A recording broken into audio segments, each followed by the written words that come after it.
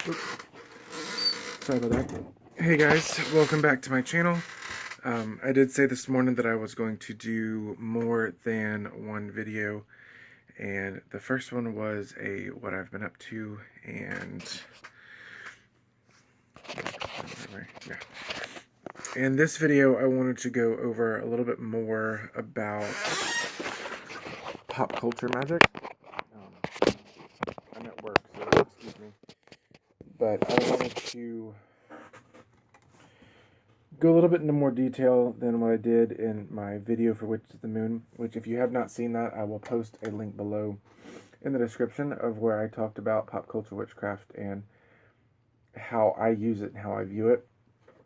So to start off, what is pop culture witchcraft? Pop culture witchcraft is a sect of witchcraft that uses pop culture icons and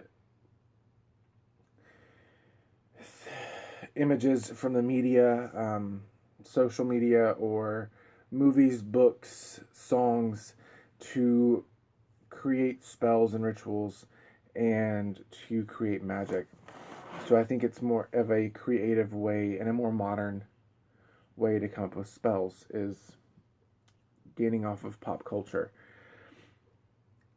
So one of the things that I've learned is I've learned a lot through the website Tumblr, which if you have one, you'd know that there are certain things, like pop culture witchcraft is really trending on Tumblr, but there are certain things like you don't really talk about smudging or anything else really that can be considered cultural appropriation, because then you'll just start a whole war.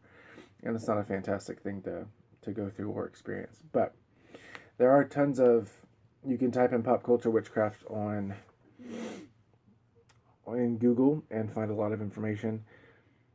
Some of the things that I have a whole notebook which I shared in the video for Witches of the Moon. I have a whole notebook of all the spells from the Charm series that I've written down, every single one from the beginning to all the demon vanquishes until the end. I've written those down and I've used a couple and they've turned out to be fantastic. I've also used one of my Jack Skellington dolls as a protector. I created him into a thought form and put him into the doll, kind of like a spirit doll, and used him as a protector of my dreams and of my space. So basically, your imagination is the limit. Anything you can think of.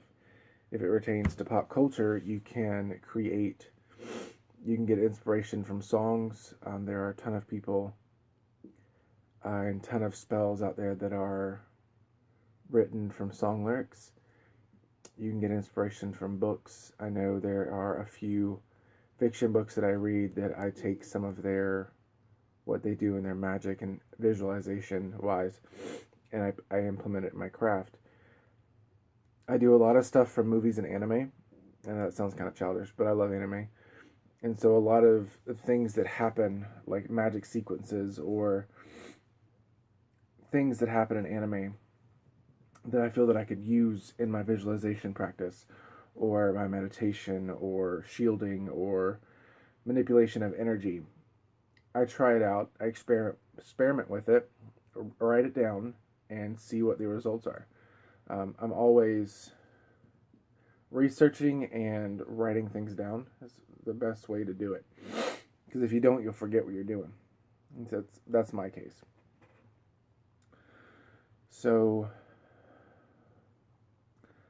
one of the spells that I shared, which I'm actually going to go to Tumblr now, but one of the spells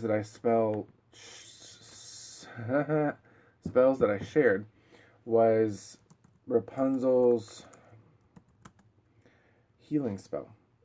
And it basically used a piece of golden cloth. You wrap it around your already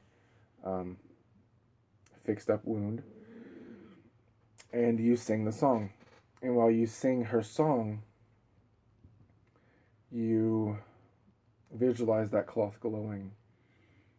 glowing gold, and it amplifies your healing. That's one of the ways. There is one of the cool things that I found is the energetic healing of waterbending style is, and it goes into depth on how to use the waterbending style as a healing method, especially for Reiki or energetic healing. And I think that's very fantastic. You can probably Google that and find it. If you're not part of Tumblr, you can probably Google it and find it because it's not password protected or anything like that. There are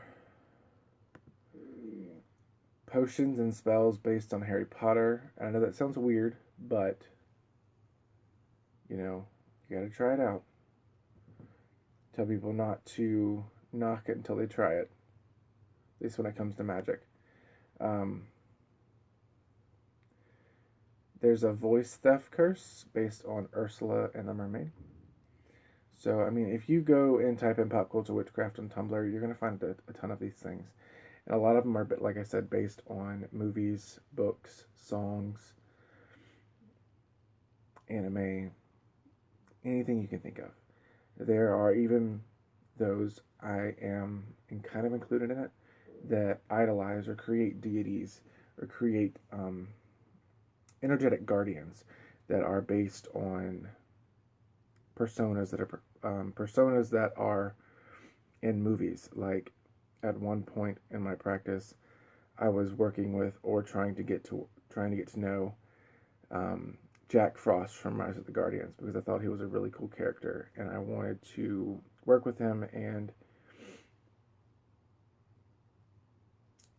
use some of his attributes in my own personal practice and bring that to my life because he was more about having fun and keeping others safe before himself.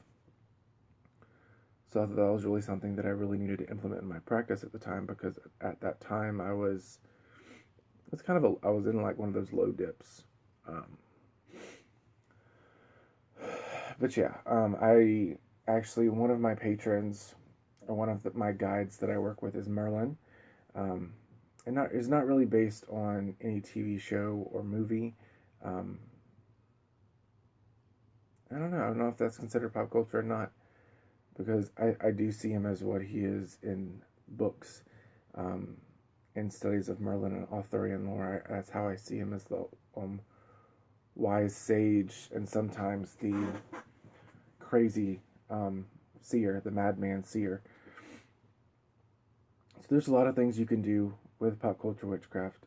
If there's anything in particular you guys want me to go over, leave a comment below and I can make another video on it. I can go into further detail.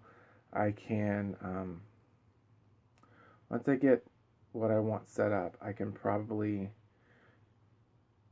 do a step-by-step spell if that's what you want.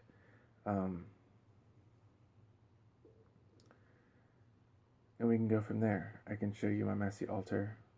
But if you have any questions, comments, or concerns, please leave them down below. And until I see you guys next time, many blessings.